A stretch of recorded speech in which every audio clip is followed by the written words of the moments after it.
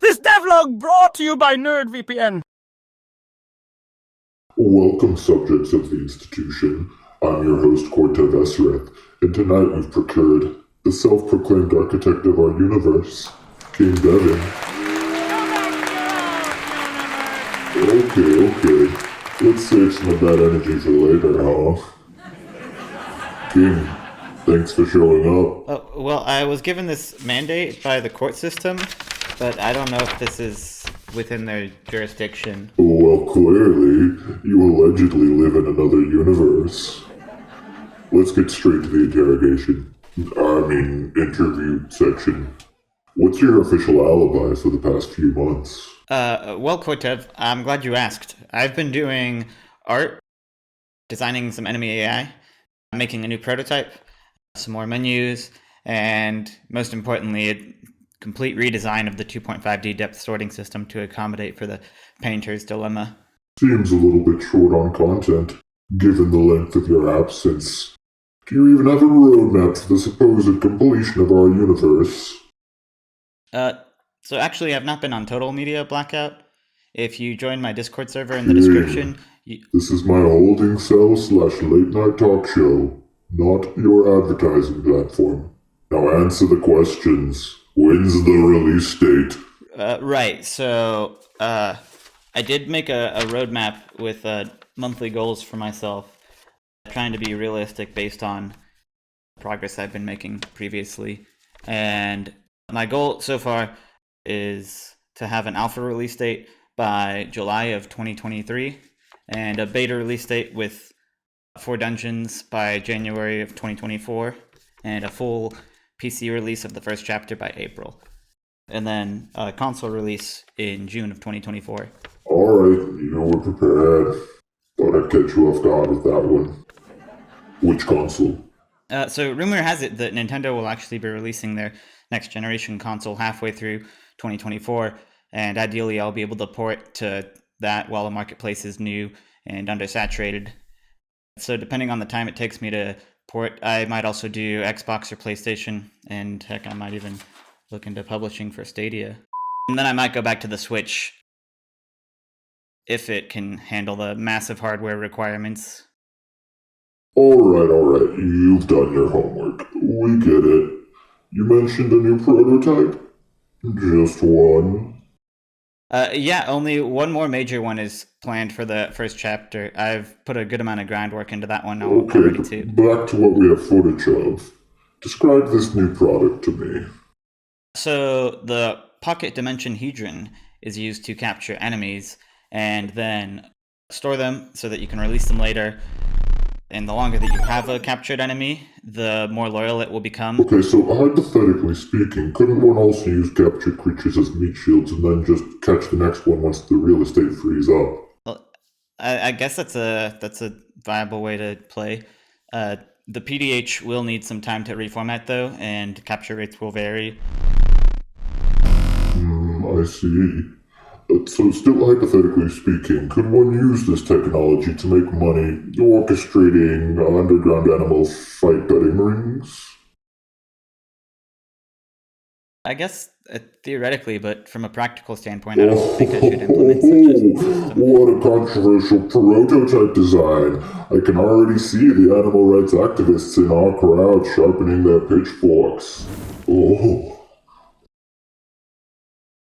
Well, if someone derives joy from harming an animal, I guess it's better that they have a virtual outlet for that. But I'm not trying to promote animal cruelty. Might expect such an answer from someone who contributes to gun violence by putting guns in a video game. Are you specifically asking loaded questions to make me look bad? No. I'm doing it because controversy is sensational for click-through rate. Well, I guess if it gets more people to subscribe and share this video. I also happen to use AI to generate this background.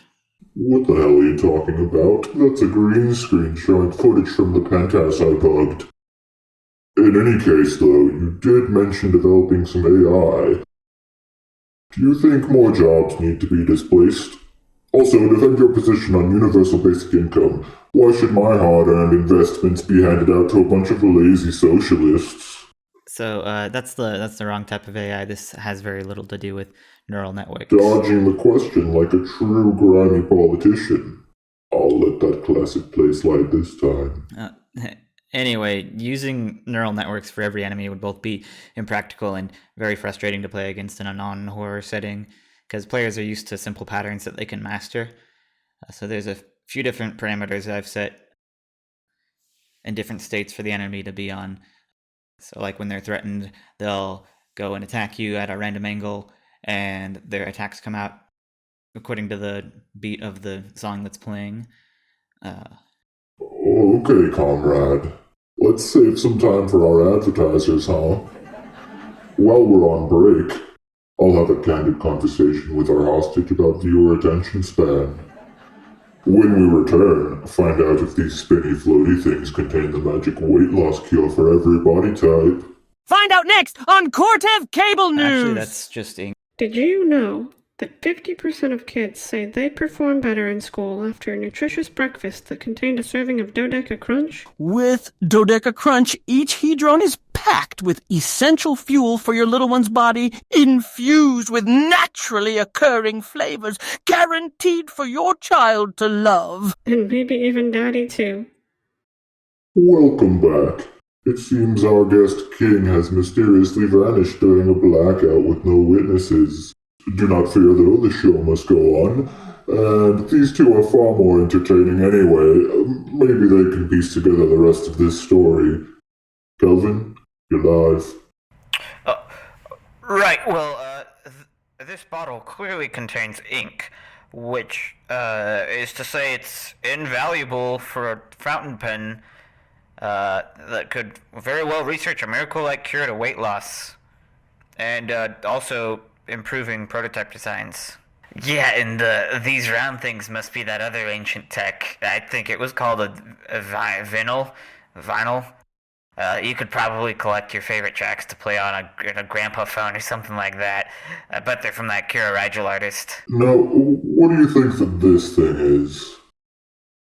Well, I assume it's related to this footage. Definitely a handheld gaming device if I've ever seen one. It's one of those fancy ones you can call your friends on so you can play together over voice chat. And this video is clearly the home screen where you can select which game you want to play. Well, there you have it. Check out our vitamin line if you want to show your support for our journalistic integrity. Until next time, this is Cortev, signing off. Tune in next week to Cortev Cable News for our interview with the real Tokyo Machine. Now say nothing if you support nuclear warfare.